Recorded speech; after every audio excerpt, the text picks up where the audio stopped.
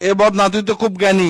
এমন একটা কবিতা ক যে কবিতার মধ্যে 64টা জেলার নাম আছে। ছন্দে সুরে বলছি আমি সকল জেলার নাম, তাল মেলাতে সবার আগে আসলো কুড়িগ্রাম।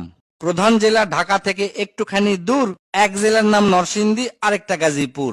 জয়পুরহাট ও লালমনিরহাট দুইটা জেলার নাম, রাজশাহীর নাম উজ্জ্বল করছে মিষ্টি স্বাদের আম। পাহাড় ঘেরা বান্দরবন ও সিলেট খাগড়াছড়ি, ময়মনসিংহের কিশোরগঞ্জে এই লেখকের বাড়ি। নেত্রকোনা সুনামগঞ্জে আছে ধানের মাঠ, সুন্দরবনের কাছে আছে খুলনা বাগের হাট।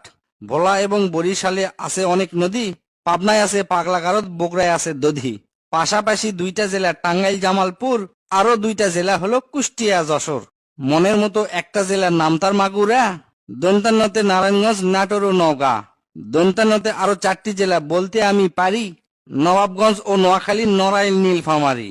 গঞ্জদিয়া মানিকগঞ্জ হয় আরো মুন্সিগঞ্জ, গোপালগঞ্জ হয়, হবিগঞ্জ হয় আরো সিরাজগঞ্জ। চাপাই নবাবগঞ্জ কিন্তু গঞ্জ দিয়া ভাই, এদের ছাড়া বাংলাদেশে আর কোনো গঞ্জ নাই। রংপুর আর রাঙ্গামাটির নামটা রঙে রাঙা, নামের জন্য আরো সুন্দর চাঁদপুর চুয়াডাঙ্গা।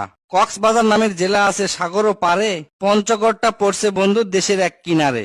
ফেনী জেলার নামটা মাত্র 2টা অক্ষর দিয়া, সবচেয়ে বেশি অক্ষর লাগে লিখতে ব্রাহ্মণবাড়িয়া। 6টা অক্ষর লিখতে লাগে মৌলভী বাজার, এদিক থেকে শরীয়তপুর সমান তাহার। শেষের দিকে এসে দেখি বসছে পুরের মেলা, নামের শেষে পুর লাগানো অনেকগুলো জেলা। পুর দিয়ে ভাই শেরপুর আছে পিরোজপুর, মেহেরপুর ও মাদারীপুর, আরো দিনাজপুর।